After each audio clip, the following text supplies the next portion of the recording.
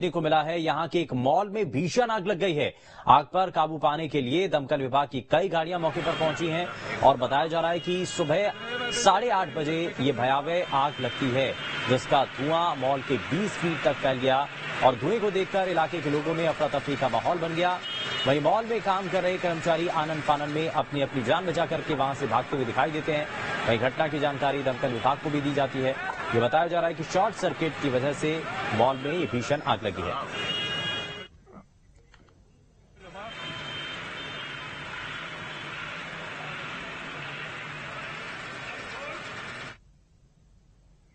चलिए खबरों में आगे बढ़ते हैं और सीमा हैदर की चैट अब सामने आई है। ट्रैवल एजेंट से बस की लोकेशन को लेकर के बातचीत की गई और ट्रैवल एजेंट से बस की लोकेशन पूछी गई। सीमा हैदर के पाकिस्तान से भारत आने के दौरान की ये चैट वायरल हो रही है। बस सर्विस के मैनेजर प्रसन्ना गौतम ने सीमा को लोकेशन भेजी थी। सीमा ने चैट में लिखा, भैया उनको बोल दो चैट में बाकी बची हुई पेमेंट को सचिन से लेने की बात कही गई है। यानी कि ये अब जो चैट है, जिस वक्त सीमा हैदर पाकिस्तान से भारत आती है, उस दौरान की ये चैट भी अब सामने आ चुकी है। सीमा हैदर जासूस है या प्रेमिका, इस बात को लेकर जांच की जा रही है, लेकिन सीमा हैदर के पाकिस्तान से नेपाल होते हुए भारत आने को लेकर एक नया खुलासा हुआ है।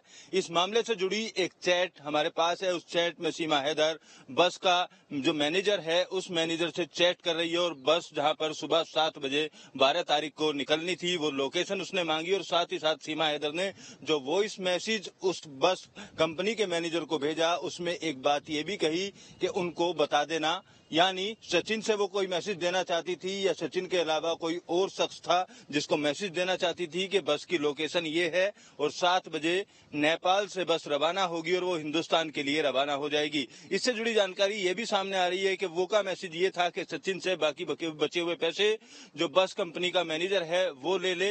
लिहाजा इस चैट के सामने आने के बाद अब जांच एजेंसियां और भी सतर्क हो गई हैं। सीमा हैदर एक तरफ ये कहती हुई नजर आ रही थी कि उसका मोबाइल टूट गया था, मोबाइल यूज नहीं कर रही थी, इंटरनेट दूसरे देश का था, सिम दूसरे देश का था। लिहाजा अब ये जो मैसेज किया गया है सीमा हैदर ने कहां से इंटरनेट की सुविधा ली और किसके फोन से मैसेज किया, उसको लेकर भी तमाम तरीके की जांच पड़ताल अब जांच एजेंसियां करने लगी हैं।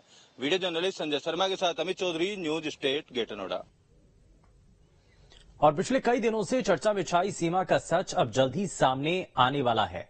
जांच एजेंसियां अब सीमा का साइकोलॉजिकल टेस्ट करवा सकती हैं, जिसके बाद बड़ा खुलासा हो सकता है।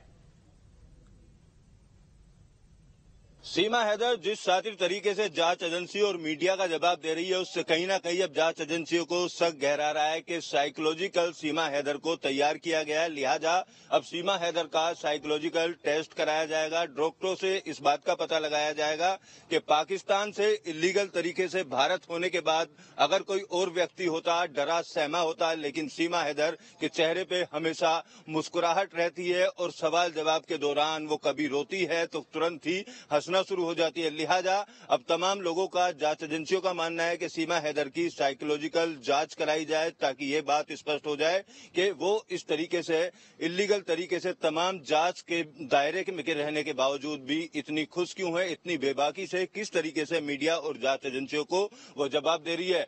बेहद ही सातिराना तरीके से सीमा हैदर जब किसी सवाल में फंसती है तो साफ तौर पर सीमा हैदर उसको अपने प्रेम की कहानी की तरफ ले जाती है और सीधे तौर पर कहा